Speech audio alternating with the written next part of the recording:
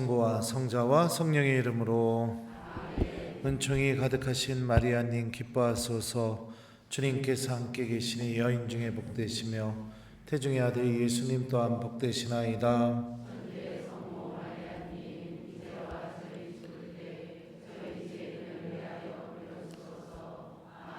성부와 성자와 성령의 이름으로. 안녕하세요. 잘 지냈어요? 이제 오늘 보면은 다음 주에는 끝이요. 그래서 이 세 번의 마태복음을 다 띄는 게 현실적으로는 불가능합니다. 하지만 이 어려운 걸 제가 합니다.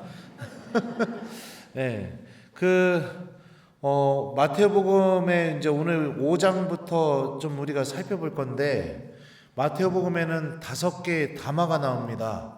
담화가 뭐냐면 예수님의 가르침이라고 보시면 좋을 것 같은데, 5장부터 7장에 산상설교라고 하죠. 산상담화, 예수님의 그 율법에 대한 가르침이 나오고요. 10장에서는 사명담화 해서 제자들을 파견하시면서 파견된 이가 어떤 마음으로 가야 되는지 그에 대한 이야기가 나와요. 그 다음에 13장에서는 비유담화 해가지고 하느님 나라에 대한 비유가 이야기 가르침이 나오게 됩니다.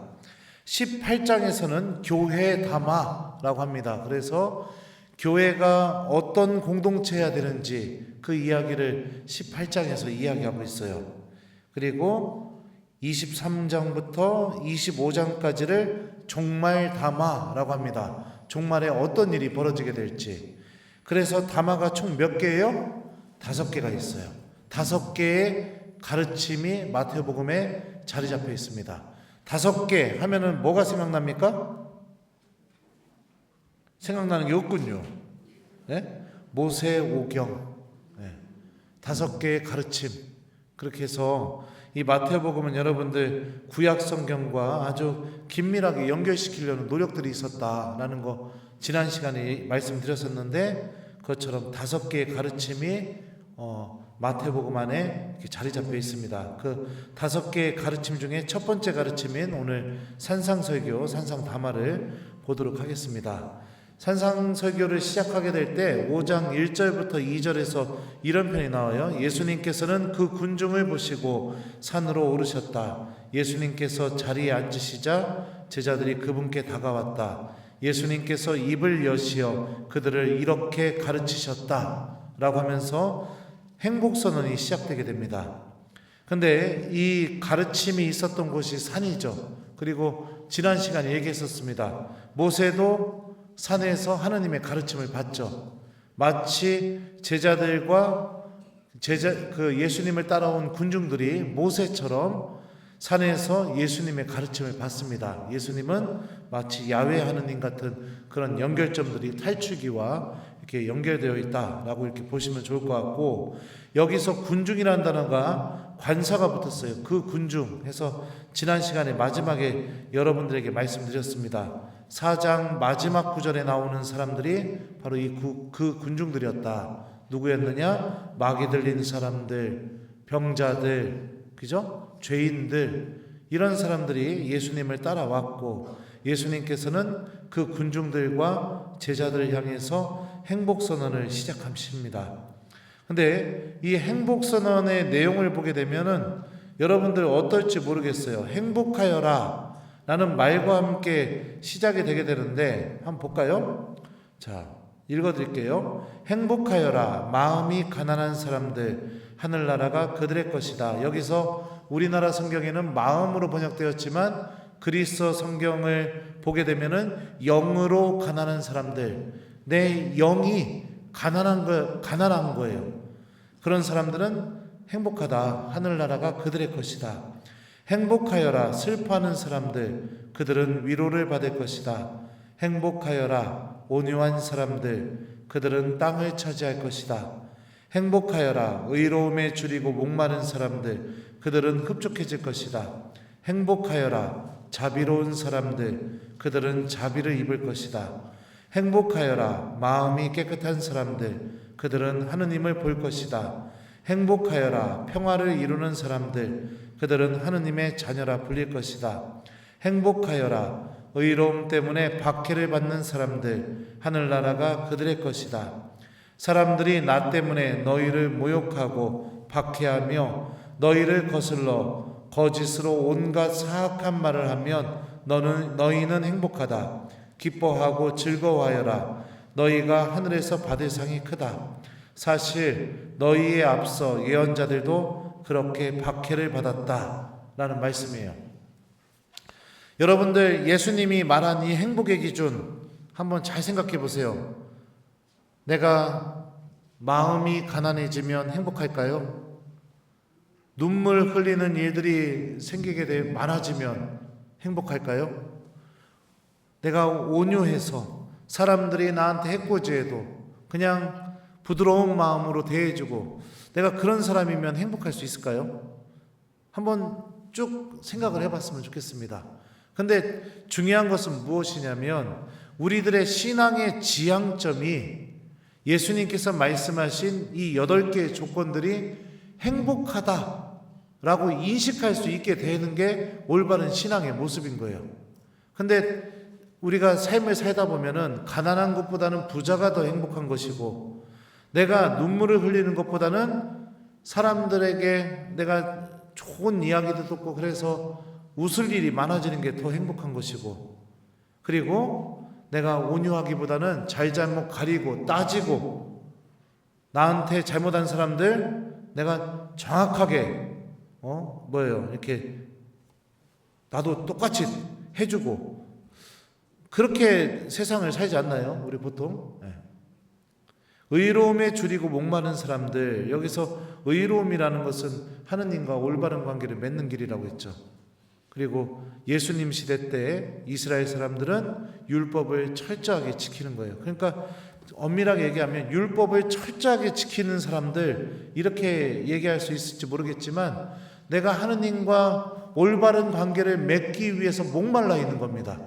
더 기도하고 싶어하고 더 주님의 말씀을 실천하고 싶고 더 내가 하느님 말씀대로 내가 내 자신을 더 거룩하게 살려고 목말라 있는 상황들, 그게 정말 행복할까? 만약에 내가 그렇지 못하다면 나는 아직까지 내 믿음이 하느님 나라를 준비하는 믿음이 되지 못하고 있다는 것을 이것을 통해서 알 수 있습니다.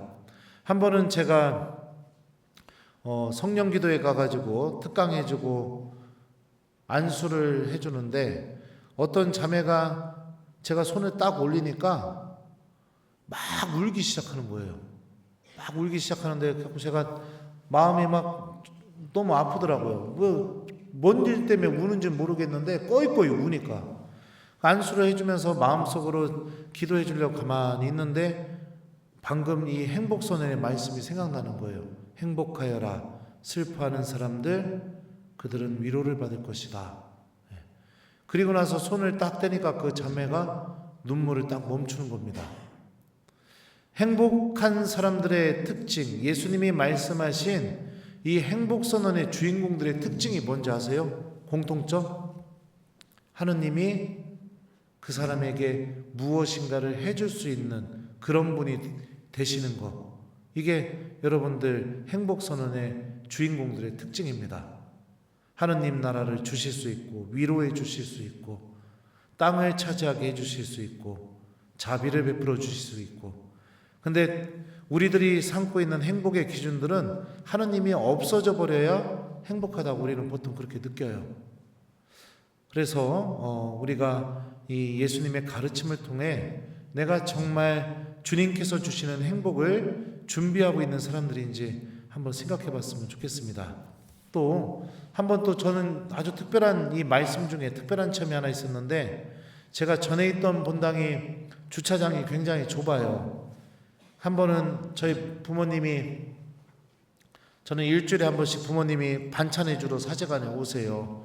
이쁜 십복사 젊고 이쁜 아가씨로 구하려고 했는데 어머니가 절대로 안 된다고 당신이 하겠다고 우겨가지고선 어쩔 수 없이 어머니를 고용해서 쓰고 있습니다. 그래서 일주일에 한 번씩 아버지랑 이렇게 운전해가지고 오셔서 사제관 청소하고 빨래해주고 저 일주일 동안 먹을 반찬 해놓고 그리고 가시는데, 저희 아버지가 제가 새신부 때 뇌출혈로 쓰러지셨다 일어나셔갖고 오른쪽이 좀 많이 불편하세요. 근데 사제관에 오실 시간이 지났는데도 안 오시길래 사제관 창문으로 이렇게 내려다보니까 동네 주민하고 싸움이 붙은 거예요. 저희 부모님하고. 내려가서 봤더니, 내려가자마자 어머니 무슨 일이에요? 이러면서 내려가자마자 제 귀에 처음으로 들렸던 소리가 뭐냐면, 차 똑바로 대라고 이 병신아, 이 소리가 처음으로 들리는 거예요. 저희 아버지한테. 예, 그 마을 사람이 술 취해가지고. 보도블록이 이렇게 있으면 트렁크 뒷부분이 좀 튀어나와가지고 걷기가 불편하게, 왜 이렇게 차를 댔느냐, 더 앞으로 대라. 그래가지고선 제가 어머니한테 아버지 모시고 올라가시라고 제가 되겠다고. 근데 생각을 해봐요. 어느 아들이 자기 아버지한테 병신이라고 하는데 그걸 참을 아들이 어디 있겠습니까? 막 저 화가 막 어마어마하게 났는데도 꾹 참았죠, 아주 그냥. 그리고선 차를 제가 똑바로 대고서 이제 사제관으로 올라가려고 하는데 성전 입구까지 따라오면서 제 뒤에다가 욕을 계속 하는 거예요. 네가 여기 신부냐? 막 이러면서 막. 예. 그런데도 대꾸 안 하고 올라갔습니다. 속에서는 불나 죽겠는데, 옛날에 제가 17대 1로 싸워서도 이겼던 사람인데만. 그리고선 계단을 막 올라가는데 억울해 죽겠는데, 계단을 올라가는데 이 말씀이 생각나는 거예요. 사람들이 나 때문에 너희를 모욕하고 박해하면, 너희를 거슬러 온갖 사악한 말을 하면 너희는 행복하다. 기뻐하고 즐거워하여라. 너희가 하늘에서 받을 상이 크다. 하느님이 위로해 주시는 느낌이 들었습니다. 우리는 여러분들 행복을 이런 데서 찾는 거예요. 돈에서 찾고, 남들이 부러워하는 것에서 행복을 찾고, 똑같이 갚아주고 복수하는 것에서 행복을 찾고, 내 것을 채우면서 행복을 찾고, 그런 사람들이 아니라는 겁니다. 왜요? 예수님께서 나랑 같이 계시니까. 나랑 같이 계시는 그 예수님을 내가 발견하고, 그 같이 계시는 예수님 안에서 위로받고, 그리고 세상적인 기준으로 보면 참 멍청하지만 그 멍청한 방법을 통해서 주님께서 구원을 이루셨다는 것을 우리가 믿고 있잖아요. 그러면 나도 그런 예수님을 닮은 사람이 되도록 살아가는 거, 이게 그리스도인의 참 행복인 거죠.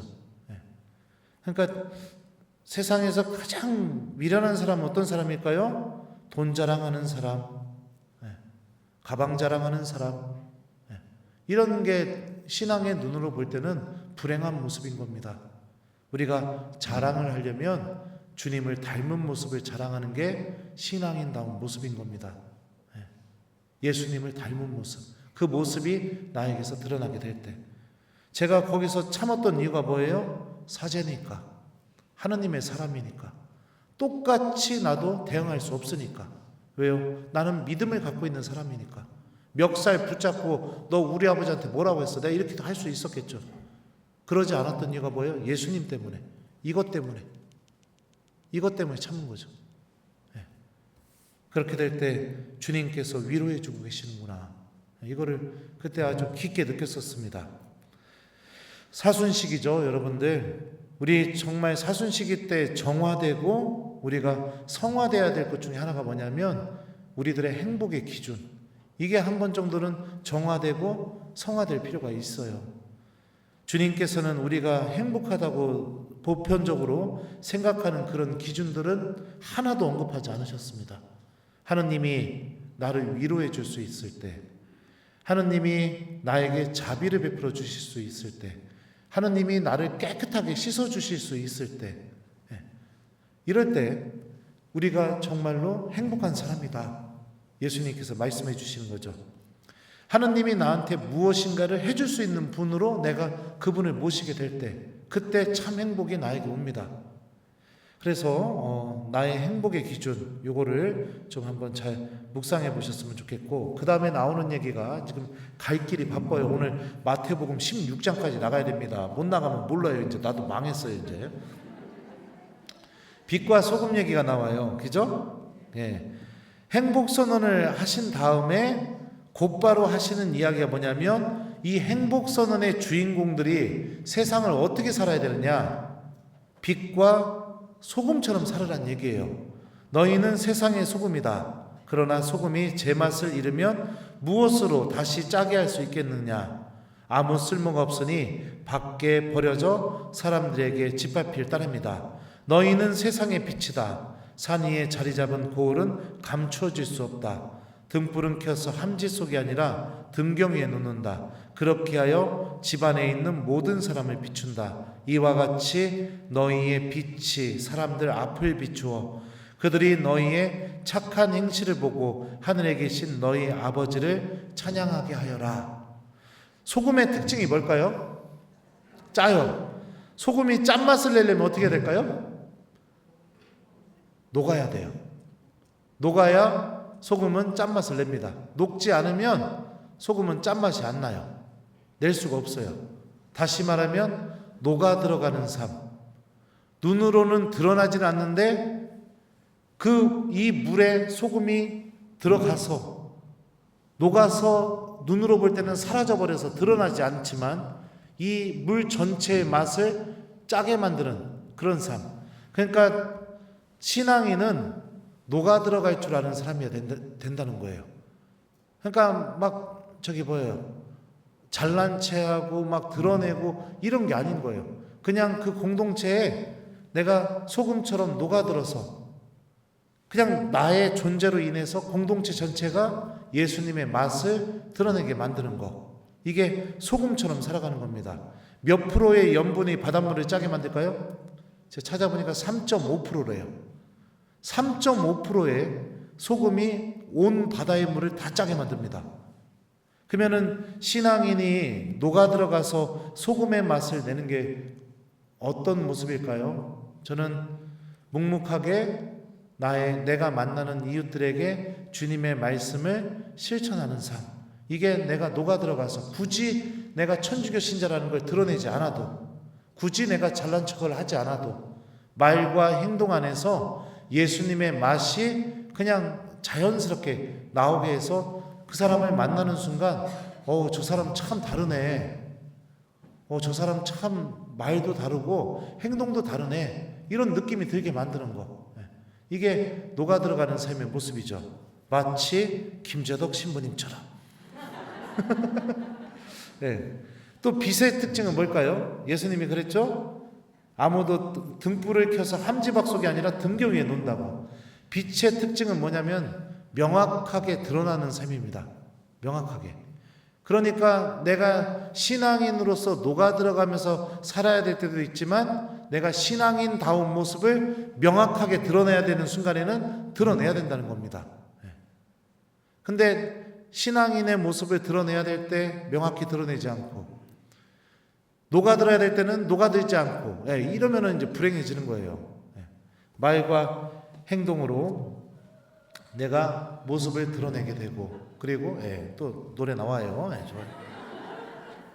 제가 예전에 시장에서 아르바이트 했던 얘기 해준 적 있었나요? 거기서 사장님하고 지내면서 했던 거는 내가 천주교 신자니까 기도하는 모습, 그죠? 성호경 근거, 그거 하나밖에 없었는데 그 성호경 긋는 모습을 사장님이 보게 되고 그리고 또 힘든 일 시킬 때마다 그냥 성가 부르면서 일한 것밖에 없었는데 그 모습이 그 사장님의 마음을 비춰서 그 개신교 집사님이었던 사장님이 제 천미사까지 오게 되는 그런 어마어마한 일이 벌어지게 됐죠. 이게 여러분들 제가 좋은 예는 아니지만 이게 녹아드는 삶과 빛을 드러내는 삶의 굳이 예를 들자면 하나의 예라고 볼 수 있습니다. 그래서 여러분들 내가 기도해야 되는 순간 이런 순간에는 내가 천주교 신자답게 내가 행동을 할 수 있어야겠죠. 그리고 복음의 가치를 지켜야 되는 순간 이런 순간에도 당연히 내가 천주교 신자답게 나의 빛을 드러낼 수 있어야겠죠. 그리고 내가 가정 안에서 또 공동체 안에서 묵묵히 주님의 말씀을 실천하면서 그 사람들의 그 사람들이, 나와 함께 있는 그 사람들이 예수님의 맛이 길들여지게 이렇게 만드는 거, 이게 녹아드는 삶과 빛을 드러내는 삶의 전형적인 예라고 볼 수 있습니다. 신부님 한 분이 바뀌게 되면 본당 공동체 분위기가 어떻게 될까요? 1번 그대로다, 2번 바뀐다. 몇 번이에요? 신부님이 오셨는데 막 힘이 다 빠져갖고 미사도 그냥 성부와 성자와 성령 주님께서 아이고 힘들어, 아이고 힘들어, 여러분과 함께 막 이러고, 뭐 교우들이 막 하자고 나 힘들어서 못해요, 그냥 알아서 해요 이러고 미사 끝나고 인사도 안 해주고 막 들어가고 그러면은 본당 분위기가 어떻게 될까요? 침체되겠죠, 그죠? 근데 신부님이 막 보자마자 와슈, 나 안 보고 싶었슈, 막 미사 끝나고 막 그렇게 하고, 목소리도 막 쩌렁쩌렁하고, 신부님 뭐 어디 가자고 하면 막 언제 출발하냐고, 내가 운전하겠다고 막 이러고 신부님이, 그러면은 본당 분위기 어떻게 될까요? 확 올라가게 되죠. 그럼 똑같아요. 여러분들 집에 본당 신부다 생각하셨으면 좋겠어요. 그래서 여러분들의 공동체를 짠맛이 나게, 예수님의 빛이 나게 여러분들도 행동해야 될 의무가 있는 거예요. 여러분들이 있는 일터에서도 여러분들이 본당 신부다 생각했으면 좋겠어요.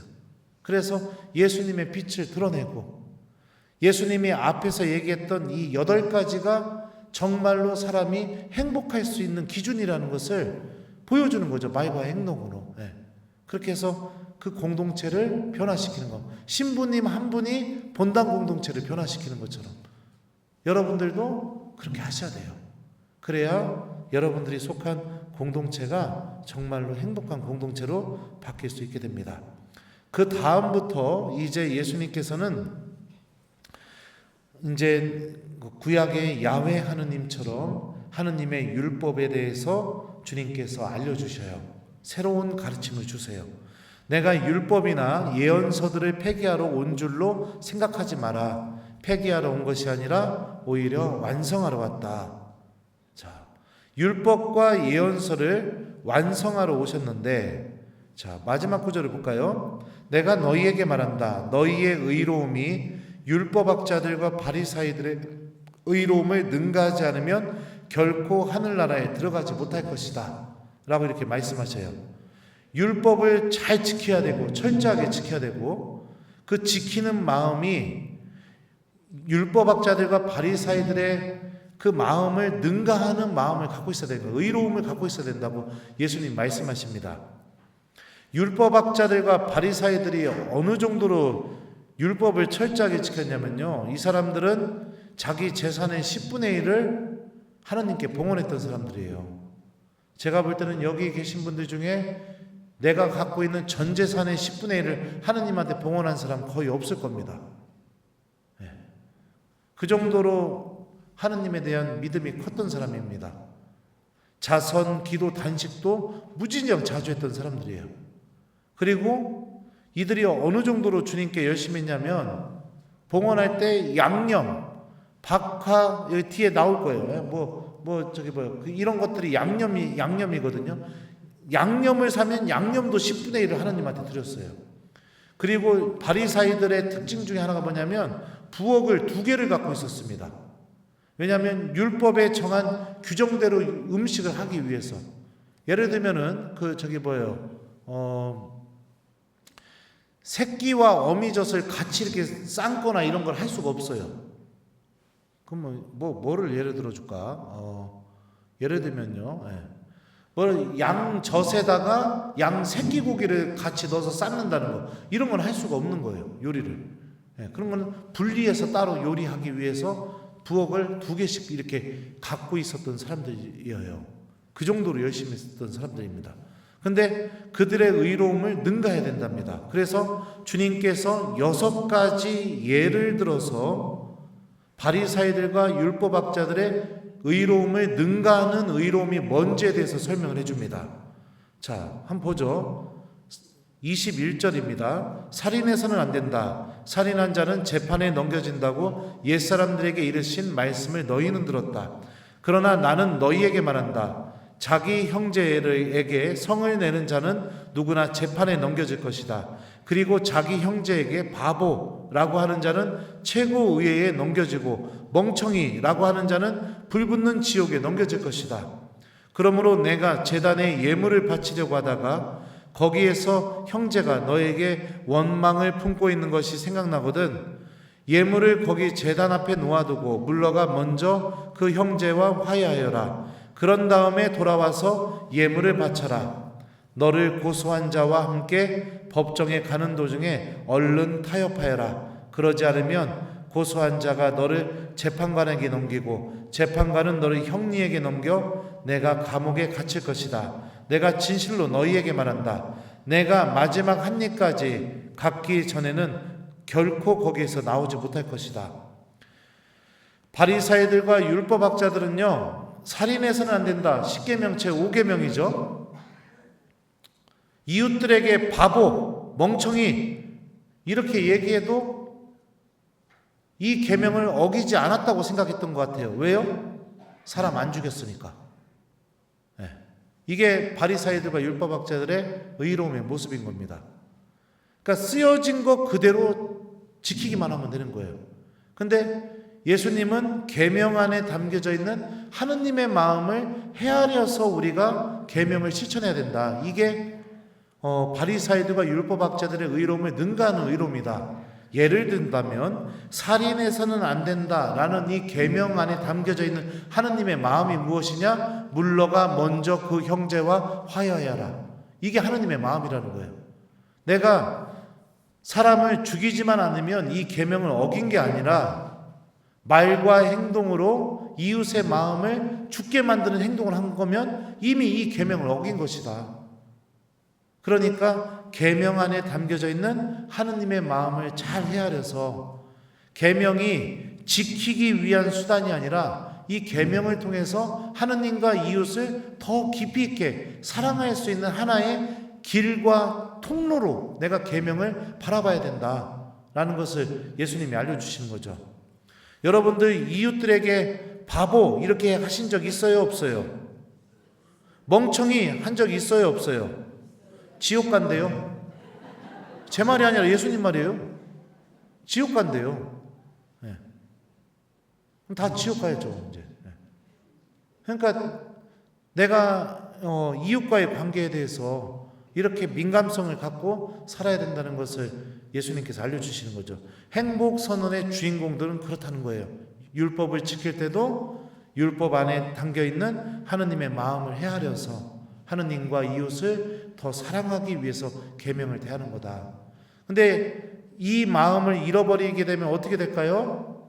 결국에는 지켰는가 안 지켰는가 이것만 따지게 돼요. 내가 그런 사람인지 아닌지 언제 알 수 있느냐? 고해성사 때 알 수 있어요.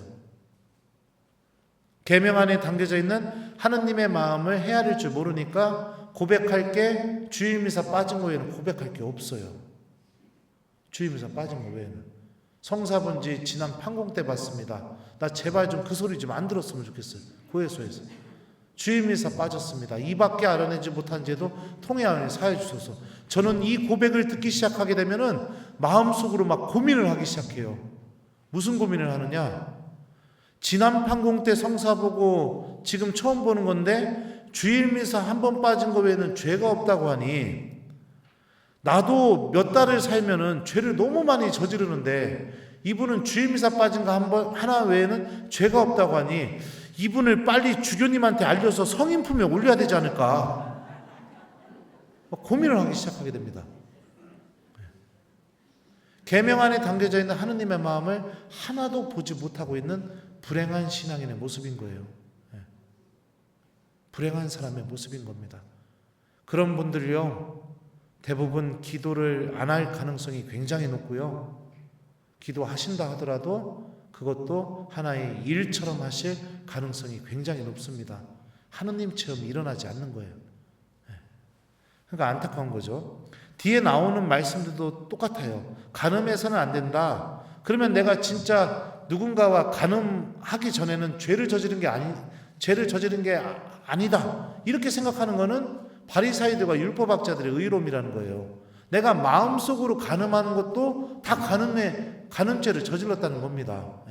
계명은 지키기 위한 수단이 아니라 하느님과 이웃을 더 사랑하기 위한 은총의 길인 거예요.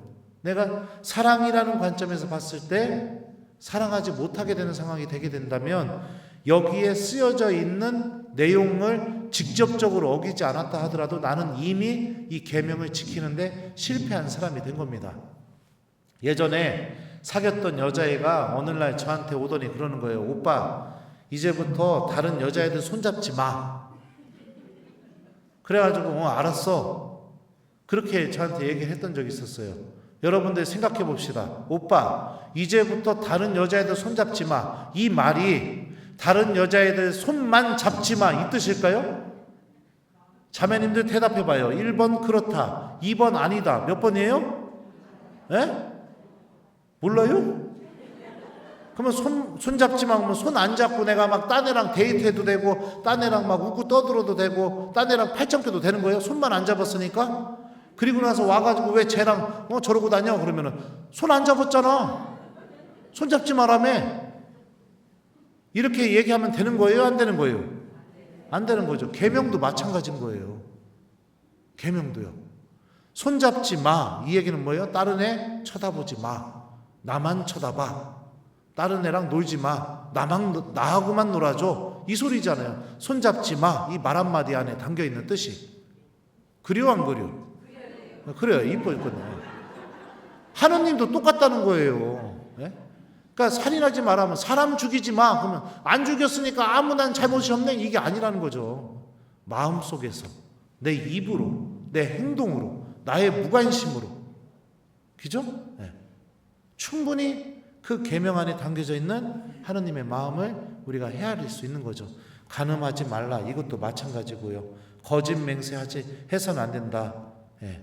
그 다음에 여기 나오는 이 내용들이 다 예수님께서 계명 안에 담겨져 있는 하느님의 뜻을 내가 헤아리는 신앙인이 돼야 된다. 계명은 사랑하기 위해서 우리들에게 주어진 것이다. 이 얘기를 예수님께서 5장에서 하십니다. 이거 다 살펴볼 수가 없어요. 이제 건너뛸게요. 네, 빨리빨리 나가야 되니까.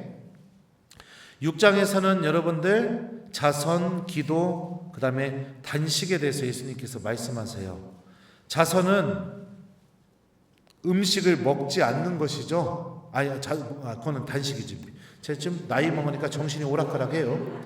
자선은 내가 갖고 있는 것을 남에게 주는 것입니다. 구약 성경에 의하면 특히 지혜문학에서 자선은 나의 죄를 씻어주는 도구라고도 그렇게 얘기하고 있어요. 내가 갖고 있는 것을 이웃에게 줌으로 인해서 이웃과 틀어졌던 관계가 회복되게 되는 그런 의미가 자선 안에 담겨져 있습니다. 기도는 하느님과의 관계 회복이죠. 주님과 대화하는 것이니까. 그 다음에 단식은 뭐냐? 내 스스로 음식을 먹지 않는 거예요. 내가 음식을 먹지 않는다는 것은 뭐냐면 생명을 유지하기 위한 최소한의 노력도 내가 하지 않는다는 것을 의미합니다. 그런데도 내가 생명을 유지하기 위한 최소한의 노력도 안 하고 있는데도 여전히 내 생명은 유지가 되고 있습니다. 그걸 통해서 무엇을 체험하는 거예요? 내 생명의 주인이 하느님이시다 라는 것을 내가 깨닫게 되는 겁니다. 그래서 자선, 기도, 단식, 이거는 회개의 표현이기도 했고 나의 주인이 하느님이시라는 것을 내가 다시 한번 깨닫게 되는 그런 길이기도 했었고, 그리고 또 하느님과의 관계, 이웃과의 관계가 회복되는 길이었습니다. 그런데 예수님께서는 이 자선, 기도, 단식을 하게 될 때 보여주기 위한 자선, 기도, 단식을 하지 말라는 얘기입니다. 나를 드러내기 위한 도구로 쓰지 말라는 거예요. 왜요? 자선, 기도, 단식이 갖고 있는 본래의 의미에 집중하라는 겁니다. 집중. 예전에 그 신학생 때 제가 두 번째로 만났던 본당 신부님은 새벽 5시부터 성전에 나와서 기도하셨던 분이세요. 본당 신부님이 새벽 5시에 성전에 나와서 성물도, 성체조배 막 기도하고 계시면 신학생은 몇 시에 나가야 될까요? 네? 4시 50분까지는 나가야죠. 신부님 오시기 전에. 그래갖고 거기에 앉아 있으면 이제 한 번은 제가 앉아 있는데 고개를 이러고 있었어. 그 졸아가지고서요. 그랬더니 고개를 팍 숙이고선 이러고 있으니까 한참 지났는데 누가 등을 두드리는 거예요. 그래서 눈을 떠서 보니까 본당 시부님인 거예요. 근데 저한테 그러시는 거예요. 들어가 주무시셔.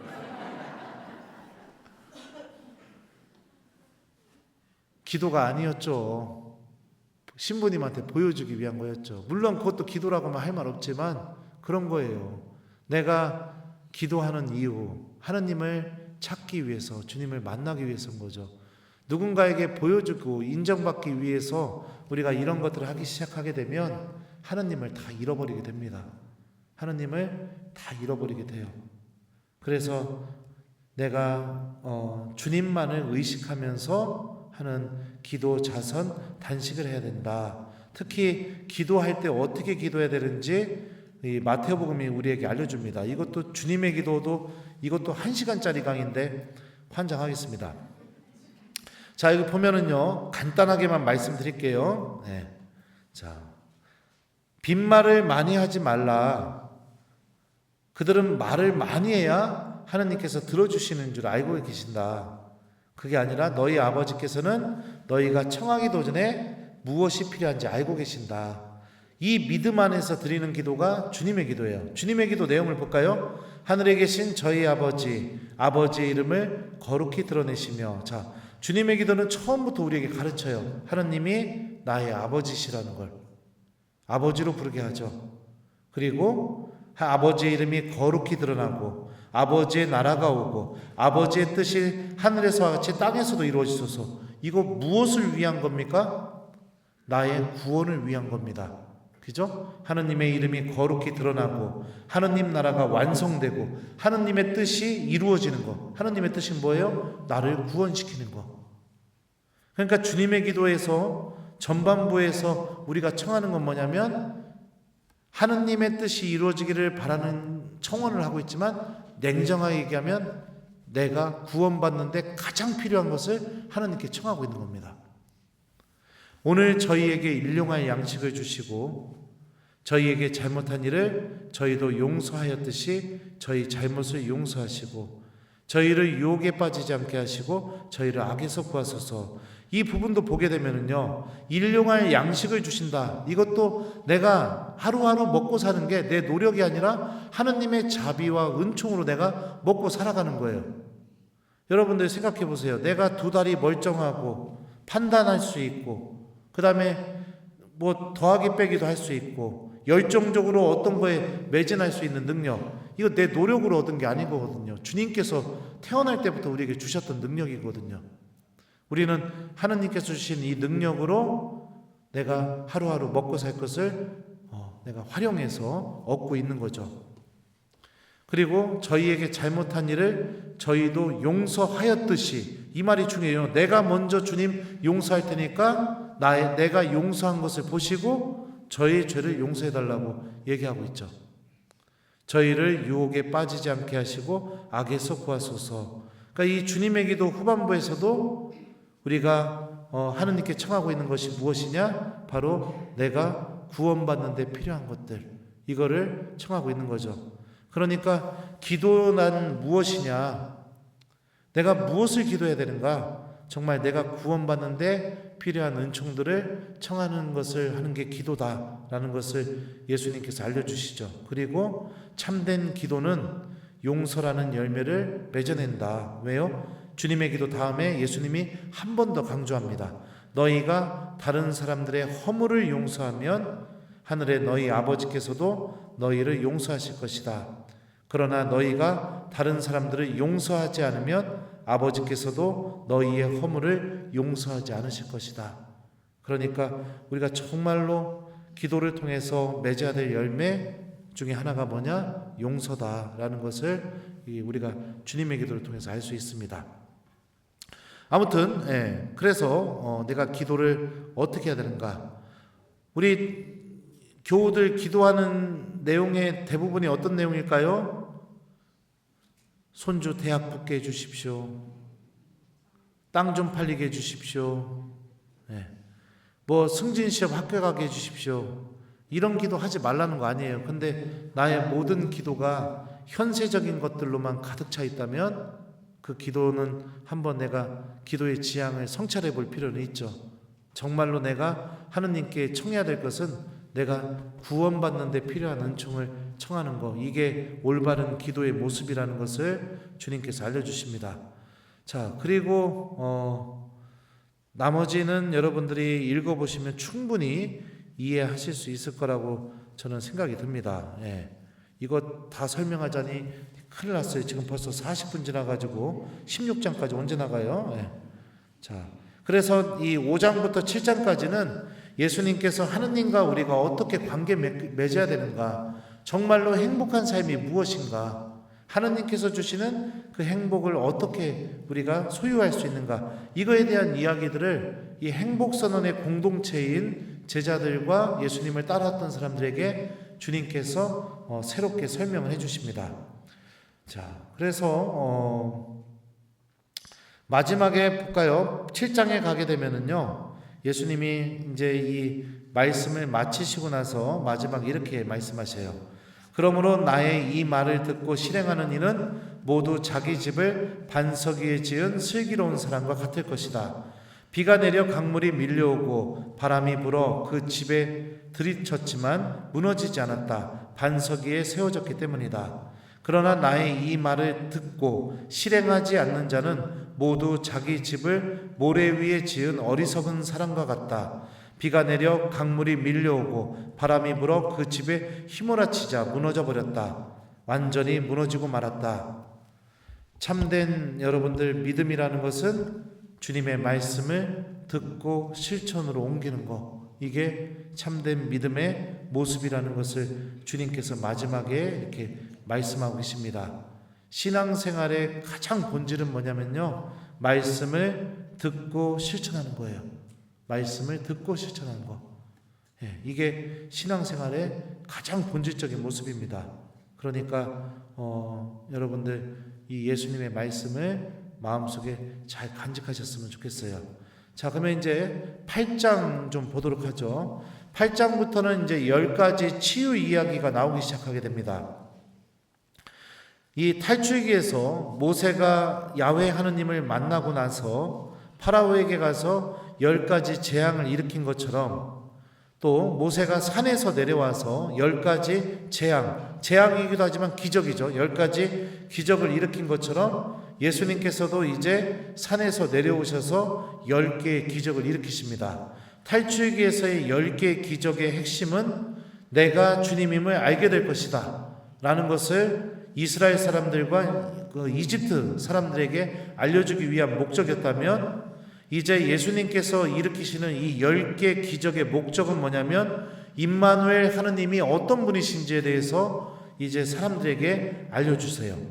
자, 근데 이 기적 이야기들을 쭉 보게 되면은요, 여러분들 산에서 내려오시자마자 제일 먼저 누구를 고쳐주시느냐? 나병 환자를 고쳐줘요. 나병 환자는 어떤 사람일까요? 나병에 걸리게 되면은요, 나는 부정한 사람이요, 누군가가 다가오면 이렇게 외쳤어야 됐어요. 자기에게 접근하지 못하게. 그리고 마을에서 못 살고 마을 밖에서 혼자 따로 살아야 됐었습니다. 이게 제 얘기가 아니라 레위기에 나오는 규정이에요. 그러면은 병 걸렸는데 돌봐줄 사람도 없이 집에서 쫓겨나서 혼자 움막 치고선 병 났을 때까지 아무도 내 옆에 오지 못하게 하면서 거기서 지내라. 그러면은 얼마나 서러울까요? 나병은 여러분들 이웃과의 단절, 동시에 하느님과의 단절을 의미하는 병이었습니다. 왜요? 이때 당시만 해도 병에 걸리게 되면은 죄를 저질러서 죄에 대한 벌로 병이 주어졌다고 이스라엘 사람들은 생각했었거든요. 그리고 누군가도 나에게 다가올 수 없고, 구원에서 가장 멀리 있는 사람이 나병 환자라고 생각하시면 돼요. 자, 그 다음에 만나는 사람이 누굴까요? 백인대장. 그 다음에 백인대장은 누구죠? 이방인. 자, 그 다음에 첫 번째 만나는 사람이 나병 환자, 두 번째 만나는 사람이 이방인, 세 번째가 베드로의 병든 장모, 병든 여인. 네. 첫 번째 이어지는 이 세 개의 기적 이야기의 주인공들이 뭐냐면요, 이스라엘 사람들의 유다이즘, 이 사람들의 사고방식에 의하면 구원에서 제일 멀리 있는 사람들부터 예수님이 순차적으로 만나주고 계십니다. 그러니까 하느님이 누구랑 함께 계시느냐, 누구에게 다가오시느냐, 구원에서 가장 멀리 있는 사람과 함께 계시고 그들에게 제일 먼저 다가오시는 분이 바로 하느님이시다. 이게 임마누엘 하느님의 모습이다 라는 것을 마태복음은 알려주고 있습니다. 자, 이 나병 환자를 고쳐주게 되는데 여기서 인상적인 장면이 있어요. 그게 무엇이냐? 물론 예수님이 나병 환자에게 손을 대시면서 말씀하는 것도 아주 놀라운 일이죠. 손을 대면 안 되는데도. 그 나병 환자가 예수님의 손길이 닿게 되었을 때 아마 병이 걸리고 나서 처음으로 자기 몸에 손을 댄 사람이 예수님이실 겁니다. 주님께서는 그렇게 우리들의 병고를 짊어지고 우리들의 그 아픈 마음을 어루만져 주기를 바라고 계시죠. 자, 근데 그것도 인상적이지만 더 인상적인 게 뭐냐면 나병 환자가 깨끗하게 된 다음에 예수님이 이렇게 말씀하셔요. 아무에게도 말하지 않도록 조심하여라. 다만 사제에게 가서 내 몸을 보이고 모세가 명령한 예물을 바쳐 그들에게 증거가 되게 하여라. 이렇게 얘기합니다. 왜 이런 말씀하셨을까요? 고쳐주셨는데. 많은 사람들은 참된 치유가 병이 낫게 되는 게 참된 치유라고 생각해요. 근데 마테오복음은 그게 치유라고 생각을 안 한 거예요. 참된 치유가 무엇이냐? 사제에게 가서 내 몸을 보이고 예물을 바쳐서 증거가 되게 하라는 건 뭐냐? 나병 환자가 다시 유다인들의 공동체 안에 들어가게 되는 것을 의미합니다. 이게 무엇을 의미하느냐? 다시 율법을 지키고 하느님과 올바른 관계를 맺게 되는 삶으로 다시 돌아가게 되었다는 것을 의미해요. 그러니까 참된 치유의 지향점, 목적이 뭐냐면 병이 낫게 되는 거, 이게 아니라 내가 하느님과 다시 올바른 관계를 맺게 되는 거, 이게 진짜 치유의 목적이라는 겁니다. 고해성사를 치유의 성사, 화해 성사라고 해요. 고해성사에서 이 마태복음의 관점으로 보게 되면은 내가 죄를 용서받는 것, 이것만으로 성사가 끝난 게 아니라 죄를 용서받고 나서 다시 내가 계명을 지키고 기도하고 하느님과 올바른 관계를 맺기 시작하게 되는 것, 이것까지 이루어져야 고해성사의 은총이 내 안에서 열매를 맺은 거예요. 이렇게 보시면 돼요. 근데 제가 여기저기 강의 다니다 보면 특히 치유피정 이런 데 가게 되면은 그냥 낫게 해주는 것, 여기에만 초점을 너무 맞추고 있어요. 막 주님 막 이러면서 막 아멘 이러고, 낫기만을 바라는 거, 그게 아니에요. 하느님과 깊은 관계를 다시 맺기 시작하게 되는 거, 이게 마태복음이 이야기하는 치유의 의미인 거죠.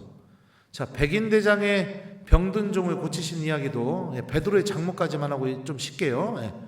여기도 보면은 백인대장이 보여줬던 것이 무엇이냐?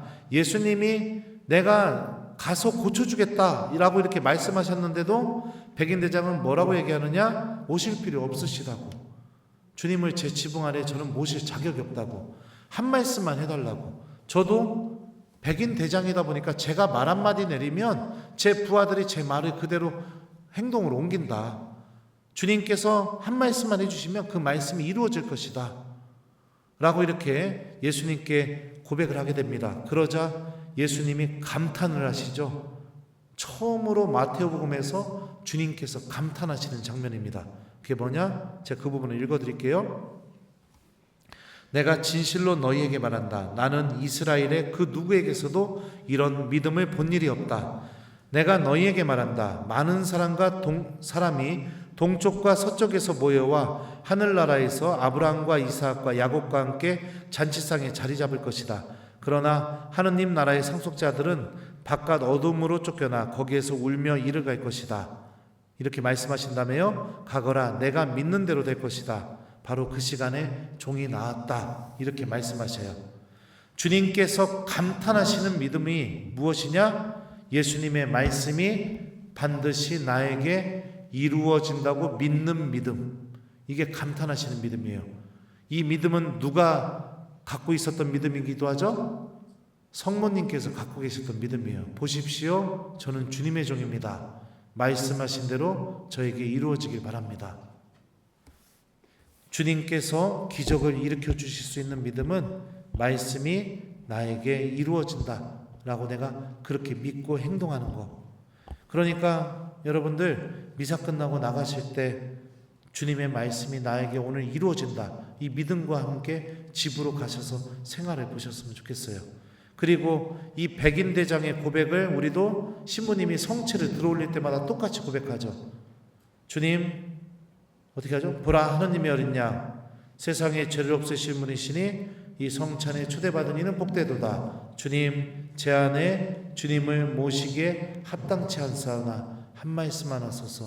제 영혼이 곧 나으리다. 이 백인대장이 했던 말을 우리들도 예수님께 고백하는 거예요.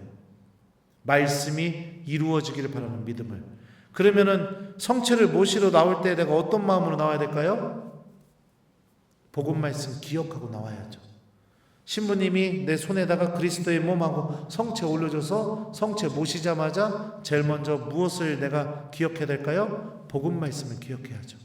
자리에 돌아가서 그 말씀이 오늘 내 하루 안에서 이루어질 수 있도록 주님께 도움을 청하는 기도를 해야겠죠. 이게 제일 중요합니다. 나머지는 곁들여 받게 될 겁니다. 자, 그리고 나서 세 번째로 베드로의 병든 장모를 고쳐주십니다.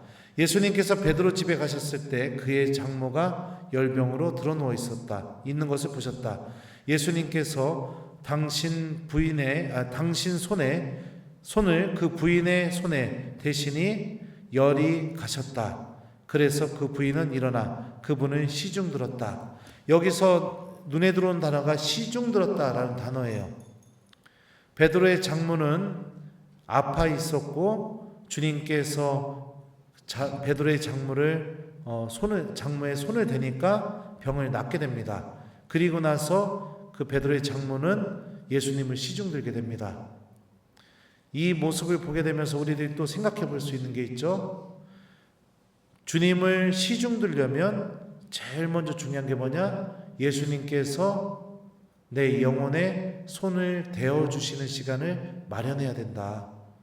그래야 내가 예수님께 시중들 수 있는 사람이 될 수 있는 겁니다. 근데 대부분의 봉사자들은 이 시간을 잘 마련하지 않습니다. 주님께서 내 영혼에 손을 대주는 시간을 마련하지 않고 오자마자 곧바로 팔 걷어붙이면서 예수님을 시중드는 것만 초점을 맞춰요. 그러다 보니까 주님께서 기뻐하시는 열매들이 맺어지지 않습니다. 이 천안 원성동 성당에 가게 되면은 제가 편지를 막 써서 여기저기 붙여놨어요. 어디다 붙여놨느냐? 주방 들어가는 입구, 그 다음에 들어가자마자 불 켜는 스위치 앞에, 그 다음에 가스불 딱 켜려는 그 스위치, 그 밸브 옆에, 싱크대에서 이렇게 고개 숙여서 설거지하다가 허리를 딱 펴면 정면으로 보이는 거기에다가, 솥단지 놓는 자리에다가 편지를 덕지덕지 써서 붙여놨습니다.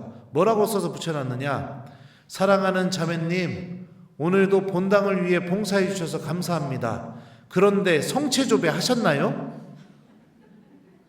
예수님께서는 자매님이 당신을 먼저 만나주기를 바라고 계십니다. 오늘도 본당을 위해 열심히 봉사해 주셔서 감사합니다. 주임 신부 김재덕 베드로. 그렇게 써서 붙여놨었어요. 그러니까 자매들이 그러는 거예요. 신부님, 이 편지 때문에 주방 왔다가도 다시 성전 올라가서 성체조배하고 내려오게 된다고 해. 신부님 때문에 그냥 힘들어 죽었다고 그렇게 얘기해요. 그래도 성체조배부터 먼저 하시라고. 그리고 주방에서 자매들 일하고 있다고 연락이 오게 되면 내려가가지고서 악수하면서 복음 말씀을 다 물어봐요. 복음 말씀 뭡니까? 성체조배 안 하는 사람 손 드세요. 그럼 손 들어요. 그러면은 막 이 앞치마 하고 있고 막 이래요. 그러면 다 올라가자고. 다 올라가가지고선 성체조배 하고 그리고 내려오라고. 이렇게 합니다. 그래서 우리 본당 자매들이 힘들어해요. 전에 있던 본당에서도 그렇게 했었어요. 근데 그렇게 하니까 자매들이 봉사하면서 서로 마음 다치는 일이 줄어드는 것 같아요. 우리가 주님을 시중 들려면 주님께서 내 영혼에 손을 대주는 시간이 먼저 선행돼야 됩니다. 이거를 또 우리가 알 수 있죠. 아무튼 이거는 이제 제가 하는 얘기고요.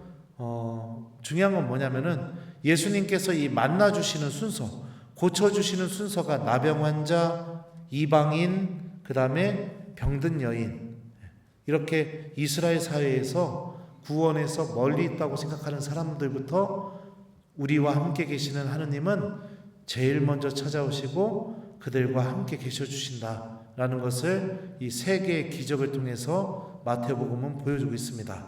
자, 그러면은 10분 쉬셨다가 오셔가지고 또 봅시다. 갈 길이 바빠요. 이제 8장인데 16장까지 언제 나갔는데 망했네. 자, 10분 쉬세요. 감사합니다.